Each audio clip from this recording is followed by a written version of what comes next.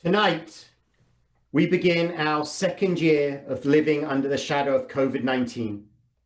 There is still a darkness surrounding us, but we know that the light at the end of this tunnel is beginning to break through. We see glimpses of that light as increasing numbers of people are vaccinated. We see that light as we cautiously and gradually are able to safely return to places that were closed. We experience the light in the beginning of spring, the season of rebirth and renewal that is tentatively beginning around us. In the calendar of Israel, we mark Yom HaZikaron, the Day of Remembrance, a day characterized by grief and sadness, with recognition for all that has been lost and sacrificed so that we might have a homeland. And then, at that day's conclusion, we transition immediately into Yom HaAtzmaut, the celebration of Israel's Independence Day, a day that looks forward to a brighter, more secure future. We recognize where we have been, and we look forward to where we are going. So too here. Last night, we had our service of comfort and consolation, an opportunity to be together and mourn for all that has been lost. Tonight, we have our service of hope and healing as we bind up our wounds and look forward to the future. There is much healing that will be necessary. For us as individuals carrying the scars of this past year's experiences, for our communities that have been battered in the face of a pandemic, for our society that is teetered on the brink under this extra strain and pressure, for our country divided over how to respond and protect one another, and for our world that has been united in grief. Tonight, we begin with a prayer for healing, for us, for our community, for society, our country, and for the world. Heal us now.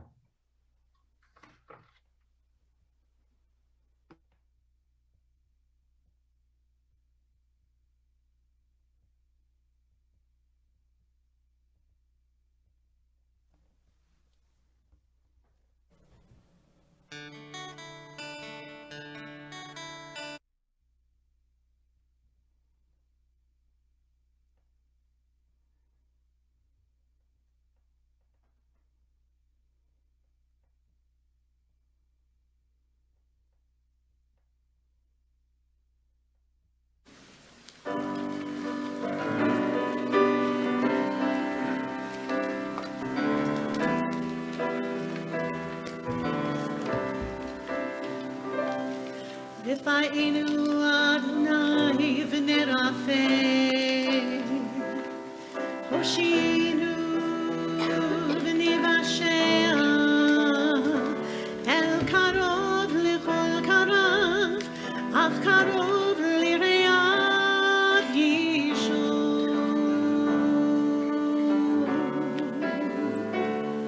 We pray for healing of the body.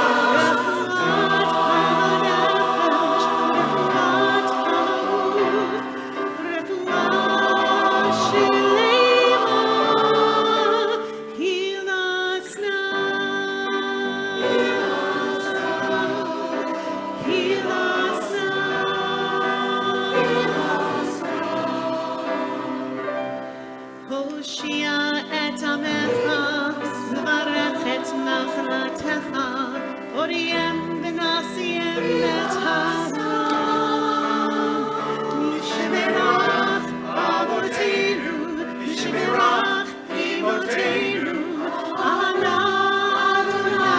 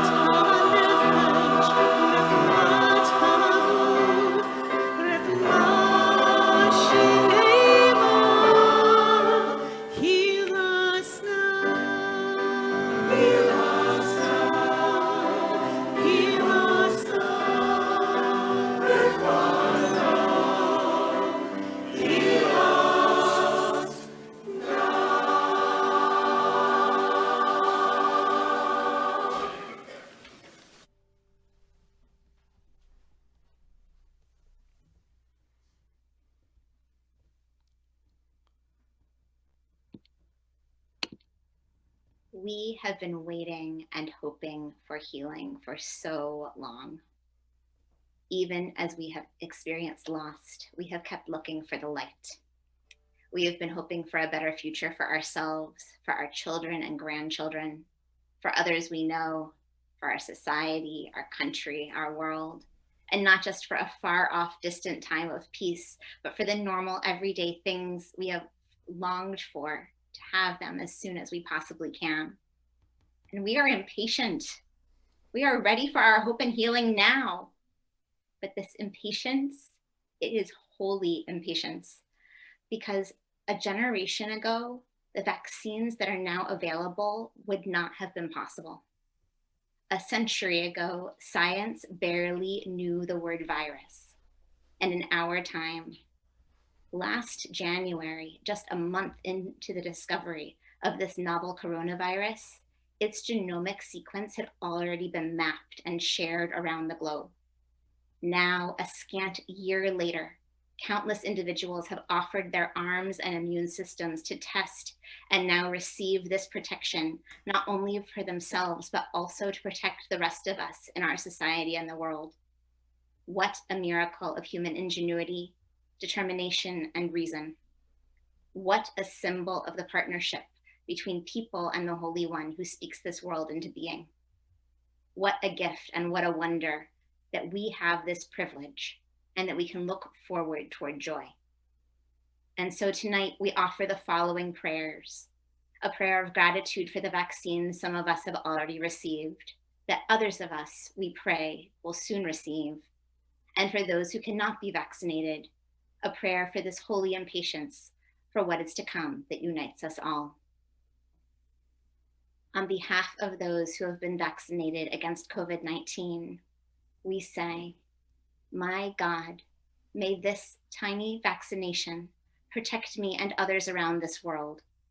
With the pandemic still raging, I am blessed to do my part to defeat it. Let this be the beginning of a new day, a new time of hope, of joy and freedom, and most of all, of health. On behalf of those of us who are impatiently waiting to be vaccinated, we say, my God, I am so eager to receive this vaccination for myself and in protection of others around me. May I receive my doses soon, and may this vaccination work quickly with little pain and few side effects. Quell my anxiety and comfort me as I wait, and grant me health and the health of those I love, so that I may ready myself for that day. And on behalf of those of us who cannot be vaccinated, whether due to our own health, our age, or other reasons beyond our control, we say, my God, for circumstances that I cannot change, I cannot be among those who receive this vaccine. Be with me as I rely on others to make themselves safe, so that they in turn can create safety for me and those I love.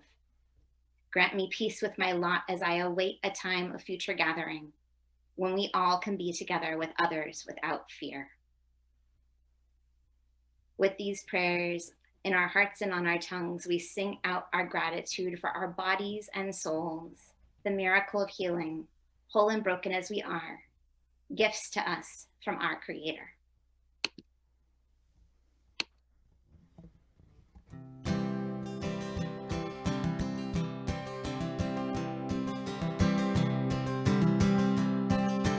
Sing along if you'd like.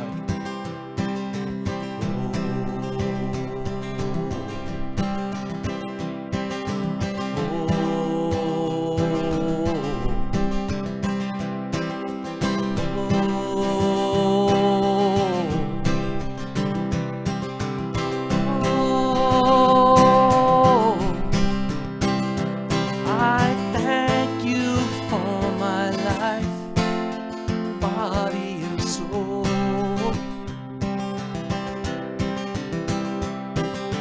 Help me to realize I am beautiful and whole. I'm perfect the way I am, little broken too.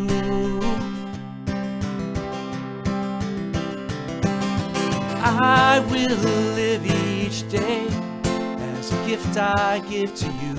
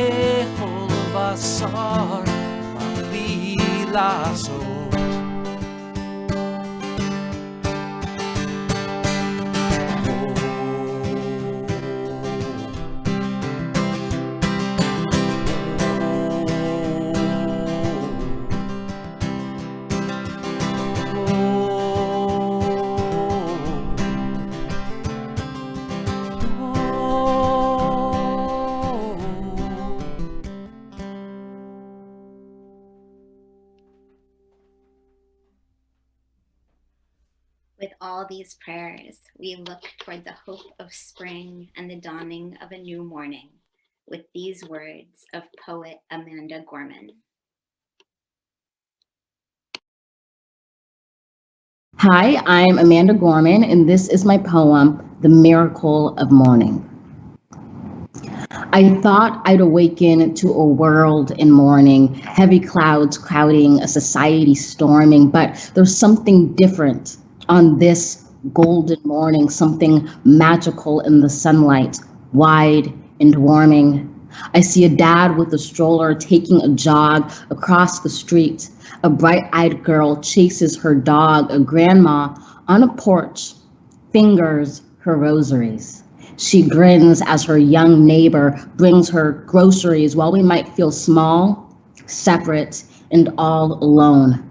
Our people have never been more closely tethered because the question isn't if we can weather this unknown, but how we will weather this unknown together. So on this meaningful morn, we mourn and we mend like lights we can't be broken. Even when we bend as one, we will defeat both despair and disease. We stand with healthcare heroes and all employees, with families, libraries, waiters, schools, artists, businesses, restaurants, and hospitals hit hardest. We ignite, not in the light, but in lack thereof.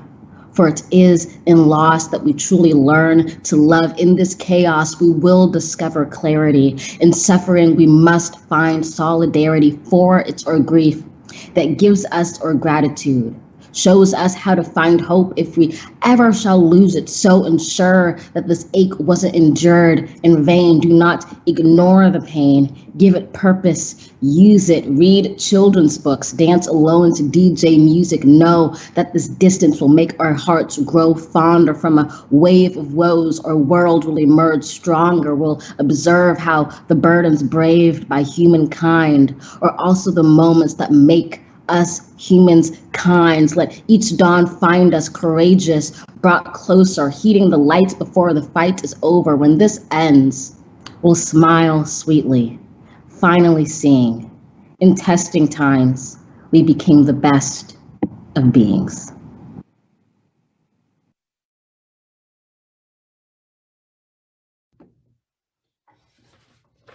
If there is one word that characterizes the Jewish people throughout our history, it is the word tikva, hope, the name of our very community, Shir Tikva, a song of hope. This has been at our core from the very beginning. When we were talking about this evening service, Alison Weichel shared the idea that we are a people who pursue hope as a choice. We choose to keep moving towards the vision we have, even when the surrounding conditions might cause us to believe that there is no chance we will get there. and we never abandoned that hope. Abraham and Sarah received a call from God to journey to a promised land. They did not know what lay ahead of them, but they responded to the call with hearts filled with hope. Our ancestors spent 430 years in Egypt, but they never gave up the hope that they would return to the promised land. We have been exiled from too many places to name for almost 2,000 years without a homeland, but we never gave up hope. We never lost hope. We never succumbed to the forces of despair. The words of Hatikva, the hope, say it best. As long as within our hearts the Jewish soul sings, as long as forward to the east to Zion looks the eye, our hope is not yet lost. As Jews, from the very beginning to the present day, we have been journeying towards a promised land. I don't think about it in terms of an actual physical place on earth. Rather, I think that the promised land is a symbol, an idea, an understanding. It symbolizes the world as it could be. It contains within it the idea that things can get better. It carries the understanding that we bear responsibility for making real that brighter future. In the midst of this COVID pandemic, we are journeying towards a promised land. It is not specifically a land flowing with milk and honey.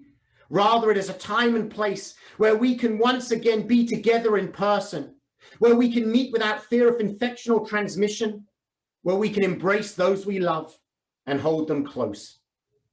Each of us has a picture of the promised land to which we are currently journeying. Each of us has moments that we are looking forward to. Some of them you shared with us. We look forward to traveling to be together with friends and family, vacationing in warmer climates, storm chasing across the Midwest. We look forward to the opportunity to gather with family and friends without restrictions, to spend time together with people that we love, to be with parents and grandparents, embracing and hugging our friends and family freely. We look forward to get married. We look forward to gather as a community back at Temple Shir Tikva, to host friends for Shabbat meals, to join together for holiday celebrations. And we look forward to seeing our children back in school, returning to normal activities, scheduling play dates, and having the chance to live again with spontaneity and joy. At the core of our Jewish hope is faith. Faith that despite the dark forces around us, despite the challenges we experience, despite what others might say, we always believe that things will get better. In Hebrew, this idea can be summed up in two words, Yeh Tov. It'll be good. The singer and songwriter David Brozer famously wrote a song in the midst of Israel's struggle for peace entitled Yeh Tov. It will be good. He imagined a better world. He imagined what the world could be like. He imagined a brighter future.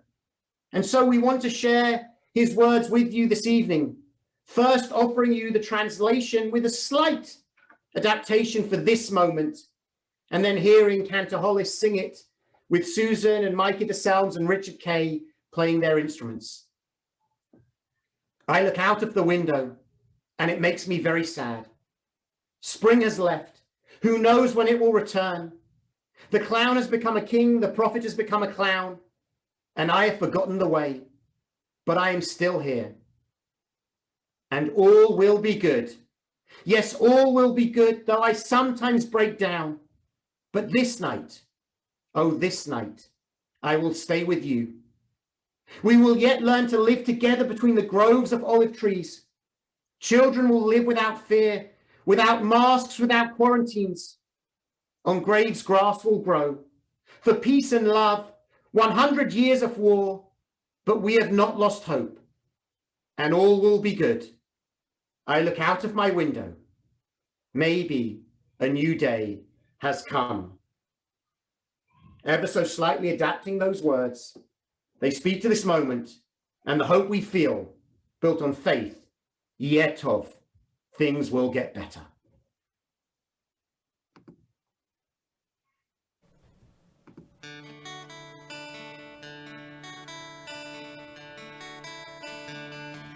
אני מביט לך חלום, וזה עושה לי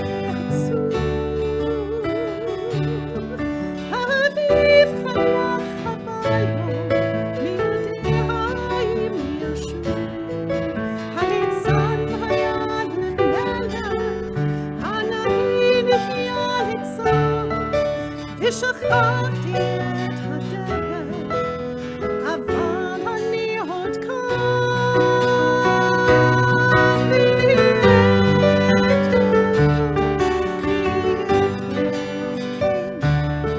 לפעמים אני נשמע,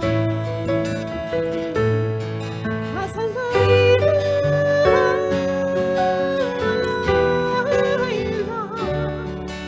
איתך אני נשאר.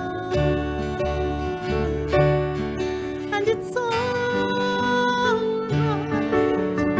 it's okay. Sometimes I just break down, but tonight I know, tonight our love will bring us back around.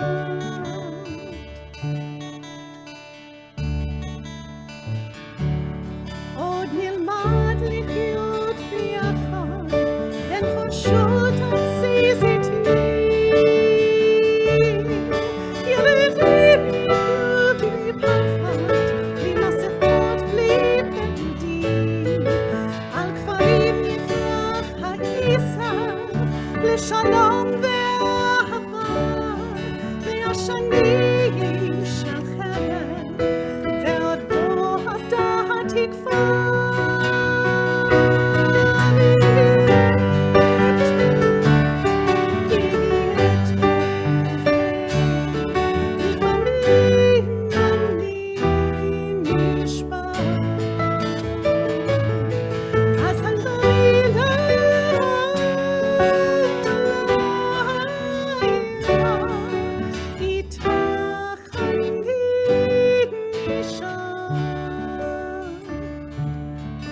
And it's alright, it's okay. Sometimes I just break down,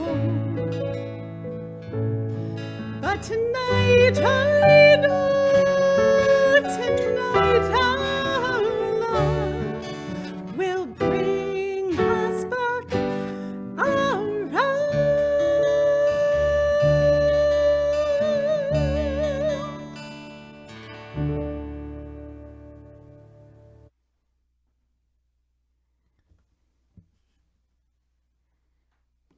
Together we know, Yehi Tov, it will be good again.